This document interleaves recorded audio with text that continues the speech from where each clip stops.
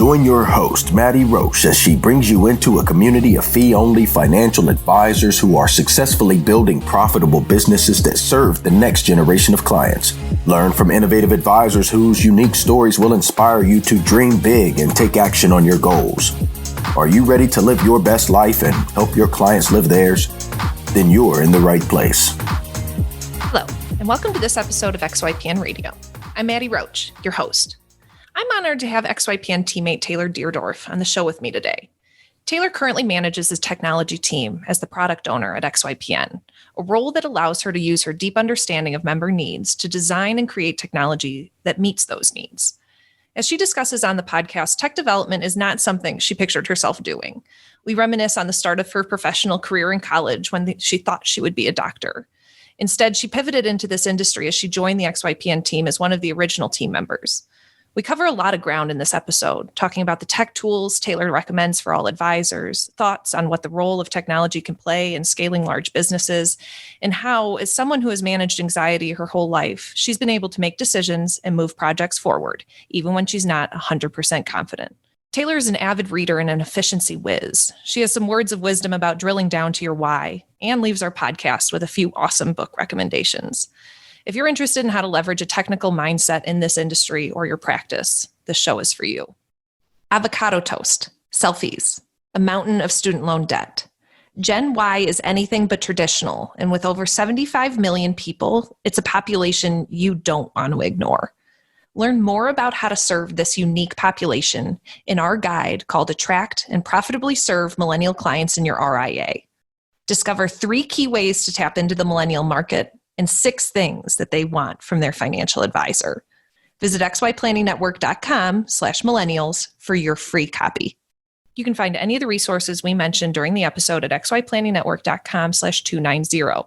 Also, be sure to go to xyplanningnetwork.com/VIP to join our private group just for XYPN radio listeners. It's a community of advisors we've all been looking for that's there to provide support when we need it the most. Best of all, it's free. I encourage you to check it out. Again, that's xyplanningnetwork.com/VIP. Without further ado, here's my interview with Taylor. Hello, Taylor. Welcome to XYPN Live. How are you? Hey, Maddie. I'm doing well. So nice to have you on today. We've got so much to talk about. Thank you. Yeah, I'm excited. Awesome. Let's get started. Taylor, why don't you let the listeners know about your current role at XYPN and what you do? I know that over the past several years, your role has evolved, and we'll talk about that. But what are you currently working on at Team XYPN? Yeah, I think that's a good question. A lot of members who knew me in previous roles are, every time they talk to me now, are like, what are you doing? So my role right now, I am XYPN's product owner. So as we'll get into, I'm sure later in this interview, this year was the first year XYPN released our own proprietary technology. So everything to do with our technology is kind of my purview. My main job responsibilities is working with our development team and our designer to make sure that all the technology we're building for members is what people need. So that means working with them and also kind of all the departments across XYPN to make sure we're doing the right thing for members. What an incredible role, Taylor. It's a really important role at XYPN team, and you're making really big impact on this industry with the work that you're doing. And what I really am excited to talk about with you and showcase to the listeners is that there's so many different career opportunities within this industry for women and men to have impact in ways other than just financial planning. And I think Taylor's such a great example of kind of an evolution of a career that really started long before XYPN that wouldn't have probably placed her as leading a technology team, but she's gotten here. So Taylor, I'd love to kind of walk back in time. You didn't always want to be a product owner, did you? No, I did not know that was a role that existed at all. When I first heard about it, if anyone doesn't know what that role is before listening to this podcast, I do not have any of the rights to any of our products. I do not physically own them. No, that is not something that I always wanted to do. Back in college, I was actually a biochemistry major and was thinking I was going to go to med school or research. I actually did research for a couple of years after college, but technology is kind of something I just fell into at XYPN through just a bunch of different opportunities that kind of popped up. Awesome. And Taylor, you and I know each other, and we don't just know each other from XYPN, but we have history that goes back nearly a decade, because you were a very, very talented mock trialer. And I know I've talked about what mock trial was on my podcast back several years ago. But Taylor, do you want to let us know kind of your college experience, how we met each other, and really kind of how mock trial really shaped your ability to think about yourself confidently in the professional world?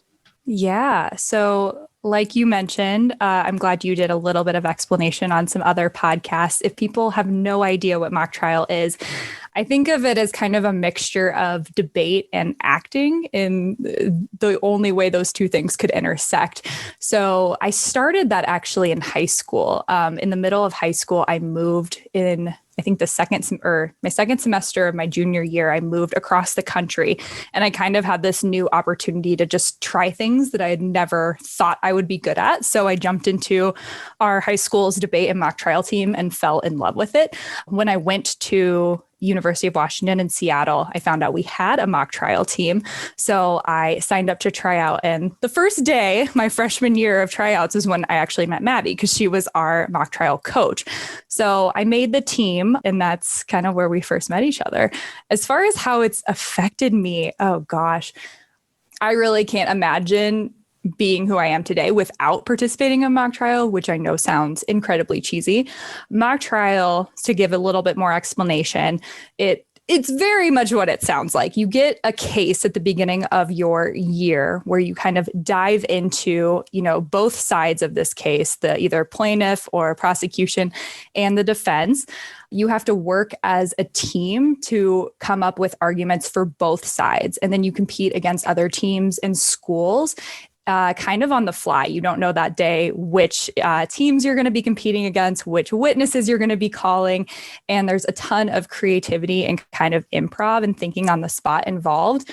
As I describe it, I always know it's really hard to describe accurately what it is, but it really instilled in me both just a lot of public speaking abilities, but also just the way that I think, being able to kind of tackle a problem with a team and on my own. I think I attribute a lot of that to my time in mock trial and working on the team with Maddie. Yeah, it's been one of the, I think, an incredibly great example of the kind of work young folks can do during college to really get diversity of experience. Because Taylor, as you came into the Team XYPN, you really came in with a whole level of confidence and understanding of your work ability and your ability to function on a high functioning team. And I think it's really paid off for you, especially in this new position, as you've gotten to use some of your quick thinking, your hard work, a lot of the different kind of tools that you used up on during trial at mock trial in your work today. No, for sure. Under trial and being able to still keep a cool head is a very, very good skill to have in the workplace. After college, I worked for, I think, 4 or 5 years as an assistant debate and mock trial coach at my old high school, just because I've really seen the power and how incredible it can be for high schoolers, especially who have no confidence and don't know anything about the world, to kind of get introduced to thinking and speaking and just being these like confident young people in this entirely new way. So coming into the workplace with that background, again, XYPN and this mock trial career seem so unrelated, but it does really give you a sense of who you are and what you can do. Absolutely. And Taylor's being quite humble because she's forgotten to mention that she was a nationally competitive mock trialer, won some of the best awards in the nation for several years. University of Washington was an awesome team. But I really think what you developed was a level of kind of executive professional presence where when Taylor walks in the room now, people really are kind of interested in what you've got to say and how you work. And I'm interested, Taylor, you've really developed from a teammate that was working exclusively with members to managing a group of developers, experts, as well as kind of developing technology, which really, as you said, couldn't be more not similar over these years for you. How has that transition to manager been for you? Oh, gosh. Well, I want to say really quickly, some of my executive presence, I think, in mock trial was the fact that I'm 5'11" and was wearing 3-inch heels, which I don't have the advantage of in the workplace during COVID. But the transition to manager, it's been very interesting. I think when I was applying and kind of starting to work at XYPN, we have these two almost seemingly our two of our core values almost seem like they're at odds at each other, which are win together, lose together. Obviously, we have a huge focus on, teamwork, and any wins we have as a team are shared. Any losses we have as a team are also shared. But we also have our core value of get shit done, which is, when things happen and when you're under fire, you sometimes just need to buckle down and get things done. I think that when I joined the team with Maddie, I was the first member experience specialist. We're now called relationship managers on the team at XYPN. So at that time, although I was working closely with Maddie, I was essentially a team of one. There was a lot of room for me to just kind of buckle down and get shit done. Moving into this role of management has really caused me to kind of expand and think not so much about my own individual contribution, which I'm very, very aware of, but really think more holistically of what we're doing as a team. And kind of ironically, going back to the days of mock trial, although you mentioned getting individual awards and things like that is very important and something that I did. None of that matters at all, because if there's just one shining star on a team, it doesn't really matter. You're still going to come in last place if the rest of the team isn't also getting raised to that level.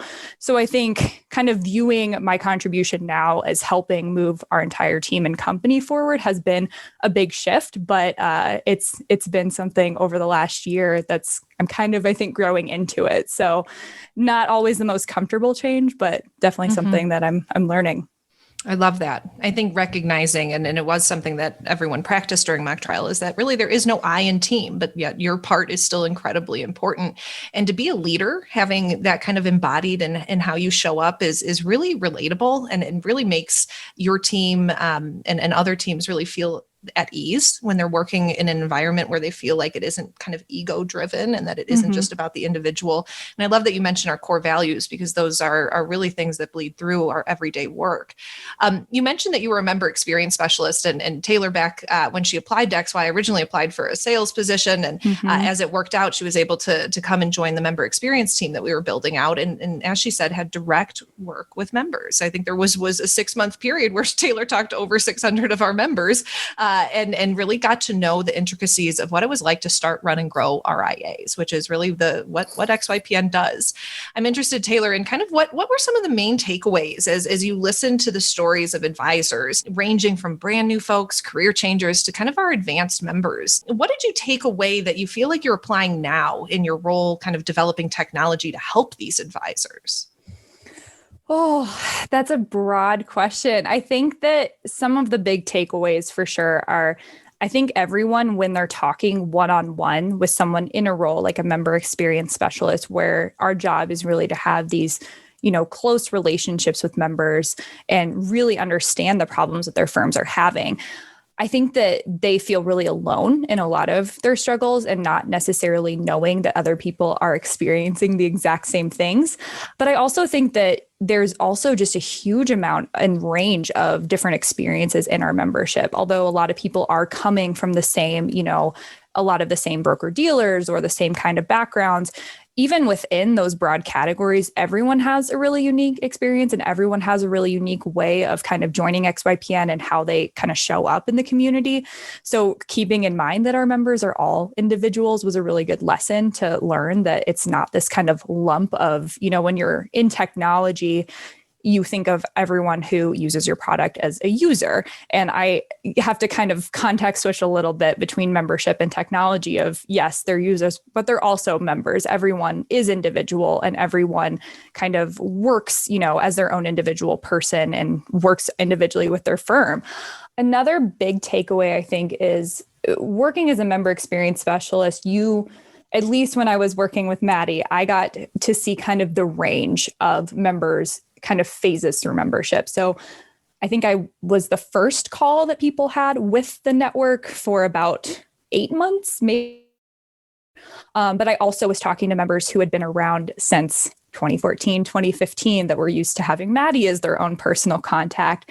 And so I think that kind of seeing the problems or the questions that people come in as a member is really, really illuminating. The people coming into our network across the board are extremely accomplished and very, very good at their jobs.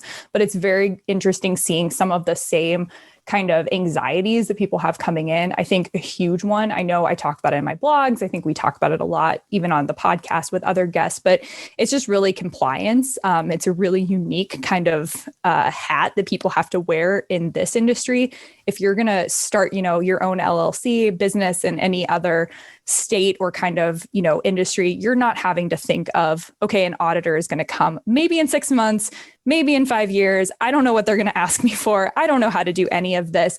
And so kind of having to level up that side of skills alongside this entirely new world of sales, marketing, business development, like all of these skills. I think that was something that was really interesting to see. Obviously, when I started my role, I had no idea what any of these compliance terms meant, but over the years, because it was such an area of question and anxiety for members, I think I was able to kind of dive in to help be a guide in that area. But I think across the board, seeing the problems people have with compliance has been extremely helpful when building things like XY Archive, but also as we kind of expand into, creating a centralized place for membership, like the XYPN portal, as we'll get into probably later. I think just, seeing the problems that members have across the board is probably the second most helpful thing. Lastly, I think it would just be kind of going back to number one is that, again, everyone kind of thinks they're alone in things, and just seeing the power of introductions and one-on-one, connections and our community. It is so rewarding to see like study groups that I set up in 2018 still meeting today, or, being friends with members on Facebook and seeing them meet up with people that I introduced them to. That's kind of the intangible part of the job that's so rewarding. So I know we talk about it a lot, and community kind of seems like a really broad term of what does that actually mean, but just seeing the connections that advisors can make in the network and how they remain throughout the years.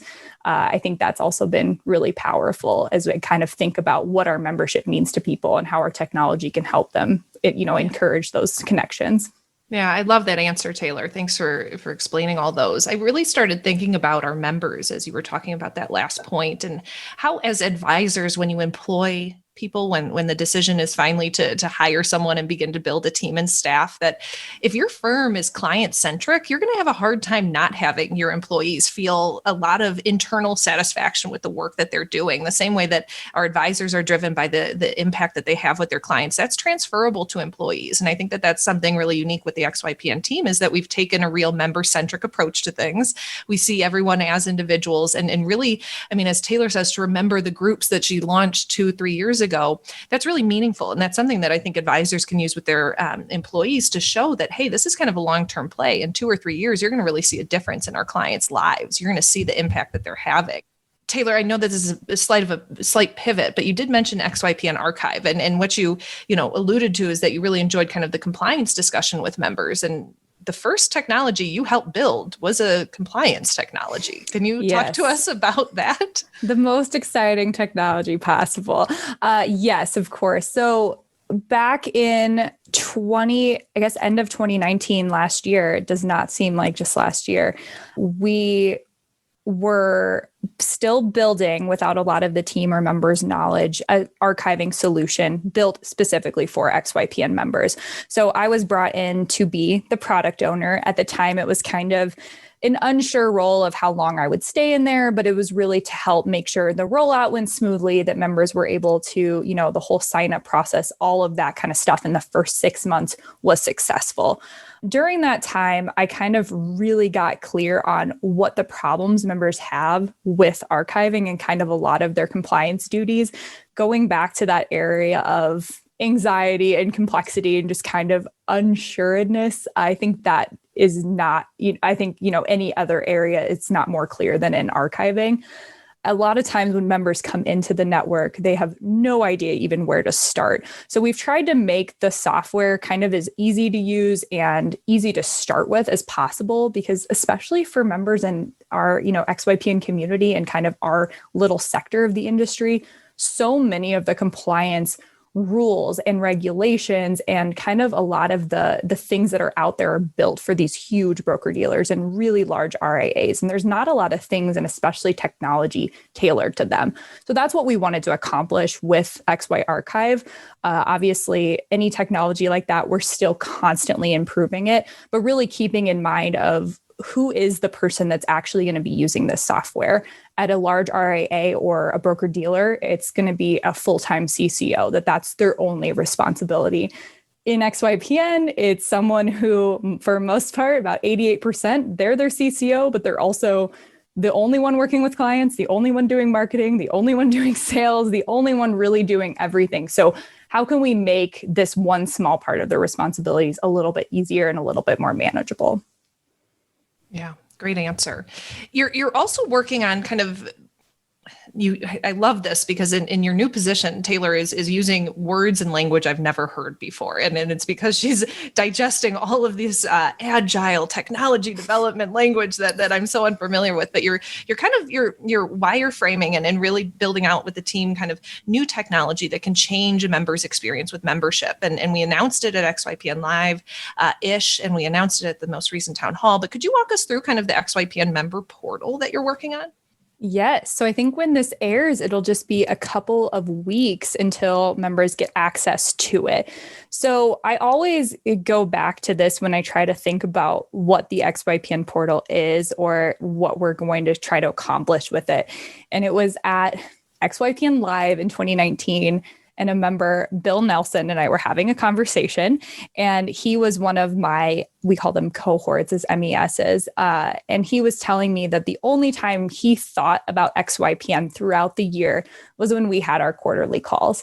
And I go back to that because XYPN, the range of benefits that, we provide and kind of support for members, everything from the technology that's included, like Right Capital and Wealthbox, all the way to, again, those community connections.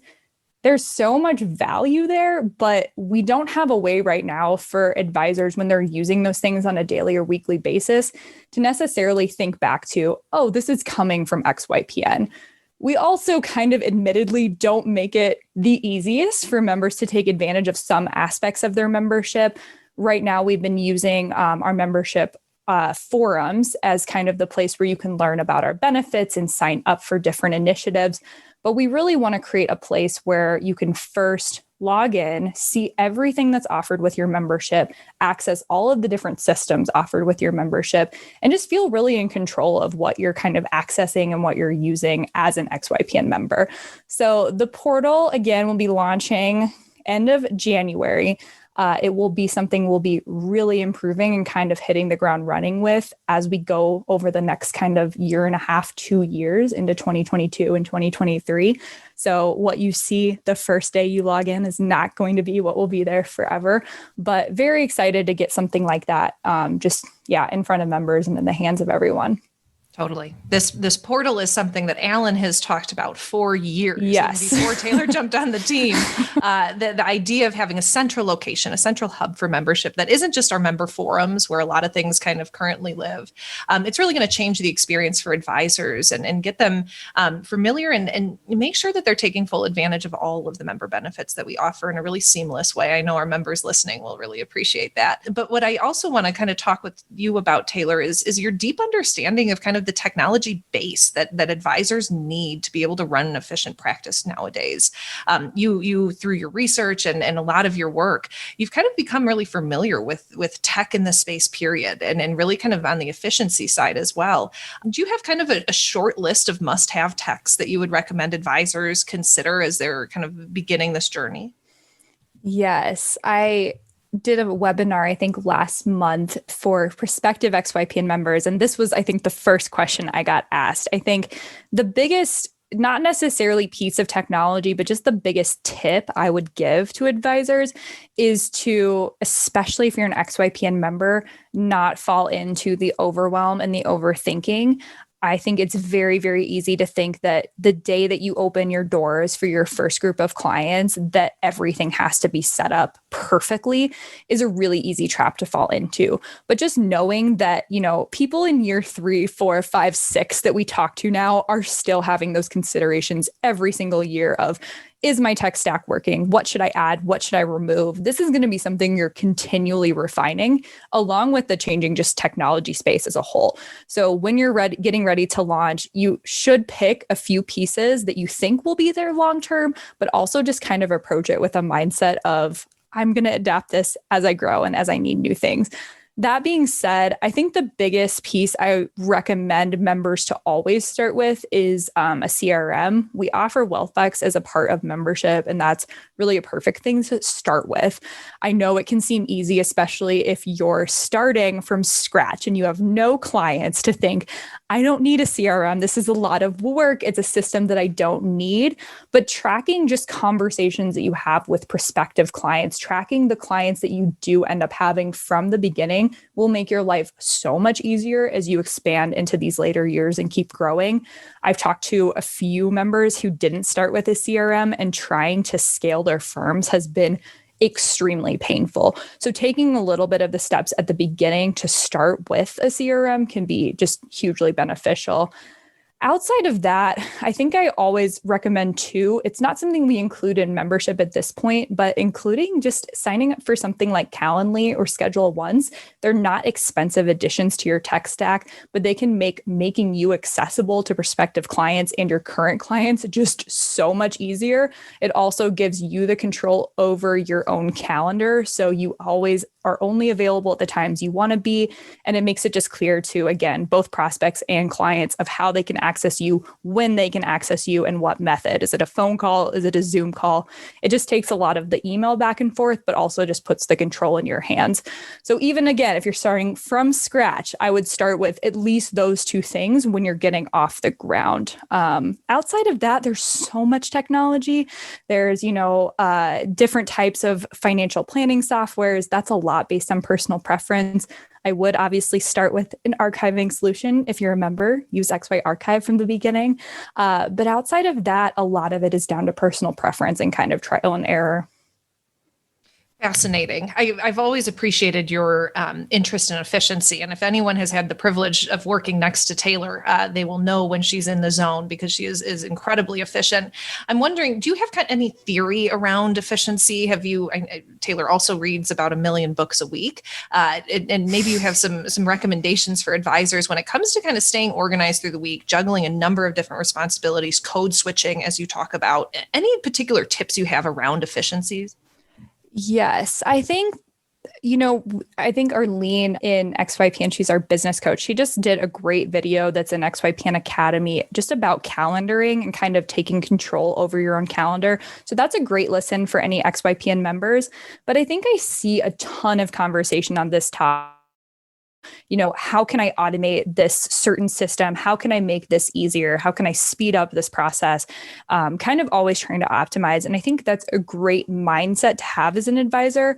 But I also think it's not always something you should just throw technology at.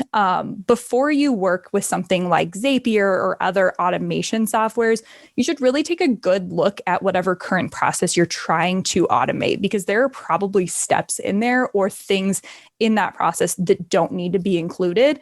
Automating a process that is not already working for you is not really going to help in the long run. So I think it's kind of a twofold of making sure the processes that you want to automate are what you want to actually accomplish, but then leveraging things like Zapier or like other automation tools can really be game changers. They can take, what you can do as one advisor and just multiply it. I think they're called force multipliers in the industry. So just, taking advantage of those once you have a good foundation or a good process, that can be really game changing. But keep an eye on not just trying to speed up processes that aren't working for you in the first place. I think I see that as a mistake a lot. Absolutely. Taylor, I'm interested in hearing you talk a bit about kind of our advisors that are established, the building and scaling members of our community. You've talked a lot about kind of the needs and importance of establishing tech with early on in a practice. But given your knowledge of what building and scaling members are challenged by as they build their businesses, any thoughts on technology that can help solve that, or ways that they could benefit from using technology?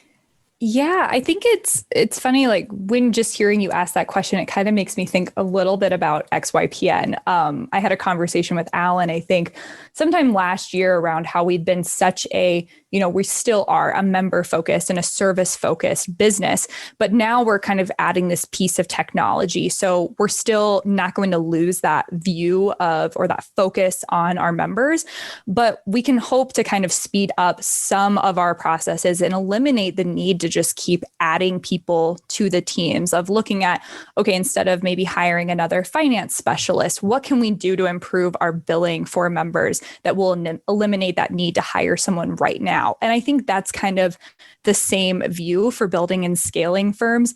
We see people start asking about, when should I hire, in when they have 10 to 15 clients. They're not even at these phases yet. And I totally understand why, because you may be doing too much for your existing clients. You only have 10, but you're kind of pouring all of your heart and soul into all of them. So I think when you get to the point where you're working with 50 to 70 clients, which is our kind of cutoff for building and scaling, I think the problems just kind of compound. So I think going back to just thinking about, if you're really looking at, I need a virtual assistant, I need to hire someone full time, looking at if there are any technology solutions that could kind of lessen that need before investing in hiring. We always try to recommend to members that, yes, if you want to grow this huge enterprise firm or even just a smaller boutique firm, obviously hiring is necessary. And obviously, if that's your long-term goal, it's a great thing to do. But hiring too early is definitely a mistake we've seen people make. And it's also just a huge, huge, huge investment of your time and resources.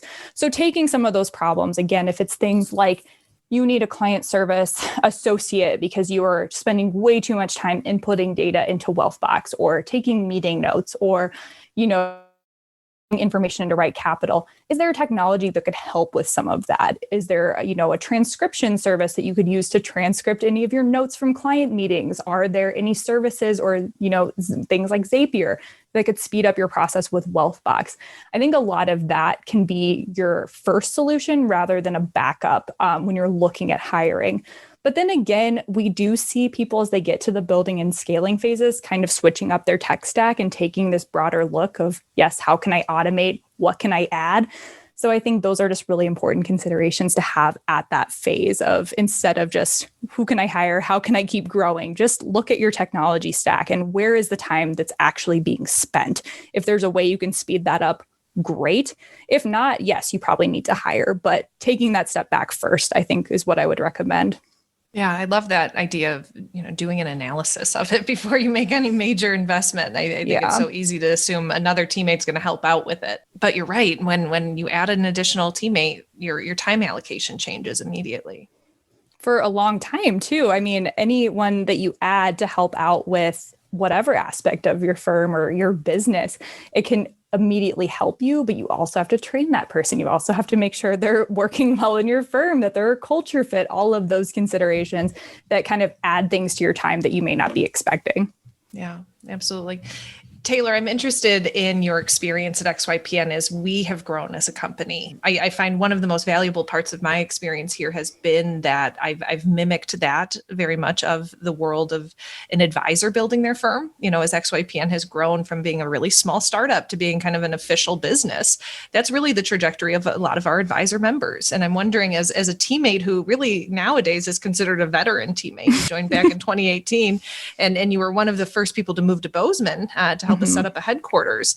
What has that transition been like? Because we talk a lot about it internally, that not everyone's going to love this rocket ship that we're on, that we're moving so quickly in a direction that we can see, but is very, very different than the direction what it was like when you first started at XY.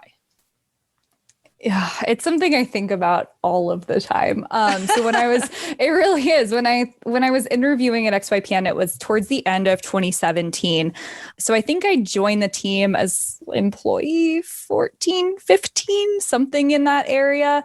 And now, as maybe has been mentioned on a recent podcast, I think we're around employee 65 or 70. So just the changing dynamic of our team, of how we all work together, of the level of closeness has really changed a ton, and not necessarily for the worse. It's just really different. I think, like you had said, it's a really great experience for me as just a young professional to get to see that evolution of a business. I think when I'm asked, we always do peer interviews when people are interviewing for XYPN positions. And one of the questions I always get asked is, what do you like most about XYPN? Which is a hard question, but I think it's just been to be able to see so many different aspects and get so much insight into how a firm or a business works kind of from the ground up.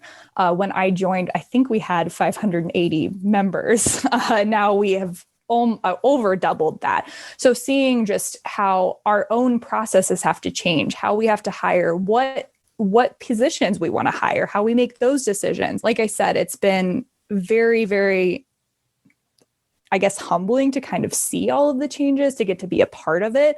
I think another thing, just as we continue to grow, is that, those personal relationships. We've really invested recently in trying to have more team, events with COVID and things like that. But we're going to hit a point pretty soon. I don't know what type of theory it is, but just social and relationship theory is, as humans evolve, they can only really have close relationships or kind of know 150 people around there at one time. And eventually we're going to hit over that limit. So kind of what happens at XYPN at that point is going to be a really interesting other evolution. But it's something we're all, especially in our leadership teams, aware of and trying to kind of, stay ahead of how can we keep our teams cohesive? How can we stay focused on members as we continue to grow? But seeing XYPN's growth has been really, really incredible over the past few years, and getting to be a part of something that's changing so rapidly has been an amazing experience. Totally. You've also been part of and witness to kind of our evolution of technology within our team, how we function collaboratively. We were virtual. I started managing you when I was still remote. Then we went into a period of time where we were in the same office and able to work as a team in person. And now, of course, for the past 9 months, we have found ourselves quarantined to our homes, working remotely again. How has technology played in creating the ability for us to pivot the way we have? Oh, that's a great question. I remember, I think it was 2018, the year that I joined. I remember us talking about that to members as kind of the year of our own internal kind of infrastructure growth, rather than this growth of membership benefits and membership kind of offerings. In that year, I think we switched almost every system that we used at once. So we moved CRMs, I think we moved just internal team communication. We moved away from something called Sococo. We eliminated a lot of technology. So I think XYPN did a good job of kind of investing in technology before we needed it. We kind of scaled up to some CRMs that we didn't necessarily maybe need at the point we did, with around 500 members. But now we're at the point where we have 1,300 and we're not hitting that kind of growth cap. So I think that just taking that step maybe before we needed to, of just looking at our internal technology and making some investments that I'm sure at the time, especially things like Zendesk, I know that's always the one I hear on the leadership team brought up. That is our internal ticketing system. It's very expensive to invest in, but having those technologies in our back pocket, kind of already set up and ready to go as we continue to grow, I think that's been a huge part of our ability to just keep growing. And like you said, kind of easily pivot to virtual work. Although it's been a huge kind of social and relational difference, my day-to-day work hasn't changed very much. Like, none of my systems have changed. I open my computer and kind of do things the same way I would every day, except my friends just aren't around me. So having that already set up has made it very easy for us to kind of continue uninhibited in this environment. Great. Can you talk about Slack and how we've used that? Because as you've talked, it really reminded me that, part of the reason we've been able to go back and forth, to your point, is that, our systems haven't changed. Like, right. Even when we're in the office 2 feet away from each other, we're probably slacking each other. Completely. We joke about that all the time, that you will have eye contact with someone and still be slacking them. Yes, I think Alan has said in past interviews that I've heard of, one of the top, apps or pieces of technology that thinks has helped scale his business has been Slack. So Slack is what we've used from the beginning, I believe, or maybe 2015, 2016, just after we kind of launched and continued to grow, just for internal team communication. So as I'm sure, Maddie has talked about on her podcast and other people on this podcast have talked about, XYPN started as completely virtual. All of our communication was over things like Slack. So I think that caused us to really invest in making sure those communication tools were set up really efficiently. Slack is where we kind of do everything. It's a little weird sometimes when you do get an email from a teammate now of like, what is this? Is this a formal letter of something? We post, we have channels for almost kind of every different need that we could have in a business. So we track KPIs in some channels. We share data reports in other channels. We share kind of all team communication in a couple of channels, just things everyone would need to know. But then obviously we have kind of some private channels and things set up. So I have things just for my team, just to track every time we deploy code to our AWS S3 account, I get an update. So Slack has been extremely, extremely helpful, again, in that kind of, switching without a lot of problems to a virtual environment. We kind of used Slack the same way we do now, except maybe we've just upped the amount of personal sharing that we do now in this COVID space. Love that. As a manager and as someone who really, we joke at XYPN that our days are spent on meetings. We can have a whole day where we rarely get up and move. I'm wondering, how have you set up your home office? How have you kind of gotten into a routine and a rhythm that keeps you kind of sane, honestly, and happy to get to work? On the personal side, we hear from advisors a lot that this is a hard time. We know it is. And managing a team can be extra challenging, especially with the burnout that's happening to all of us. How do you stay mentally strong, Taylor? Oh, I was thinking about that this morning. I think, my whole life, I've just struggled with a lot of anxiety. I think this whole past year has really highlighted a lot of that, not having that, in the office, kind of easy updates from other team members, kind of reassurance that everything is going well. That's kind of all lost. So I think the past year, that's been a really big focus for me. Something that has changed in my own personal just rhythm is doing things that get me out of my head and more into my body. Like, I was never an athlete growing up. If you can tell by my history of doing mock trial, that may be a signal that I was not very cool or athletic. And so I never really understood why people would talk about like as this amazing thing, because I absolutely hated it. But now I really view it much less as something of, how I can change my body or get more in shape or look better, to just a way of having 30 minutes to an hour of just not just being in my crazy monkey brain kind of thing, of just getting out of my body or into my body and out of my head. That has been something that I've tried to do every single day. I've taken and kind of blocked my noon hour every day to either go on a walk or just check out of work for a little bit. I know we hear tips like that of, go on a walk when you're feeling overwhelmed or take a quick break. And I think it's so hard when you're like in the zone and working to make yourself stop. But I've really found that if I do that, I am more productive and I can kind of end the day much more happy and relaxed and like in a good state than if I just work through the day. So a combination of just kind of, doing things that get me out of my head.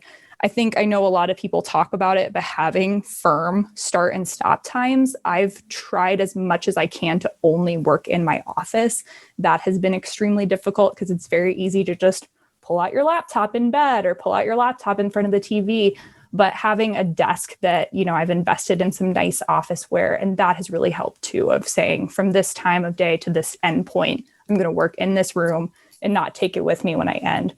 I think that's allowed me to stay sane. I'm also know I'm really, really privileged. All of the people that I manage have more than one or more children. So their lives and their days are very different.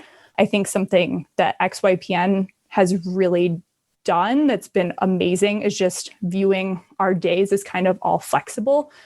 So I know certain times of days that, one of my teammates he's teaching science to his kindergartner, like he's out of touch, and that's completely fine. And just knowing that everyone's days are going to be a little bit different, having a lot of grace for people if some days are just really hard and they just can't show up to work for the half day because their kids are just in their lives and not at school, and that's okay. So those are things I don't have to deal with, but everyone that I work with is dealing with. So kind of being mindful of that and just having a lot of space for being a human, I think, is the hardest thing right now and the thing I'm learning most as a manager.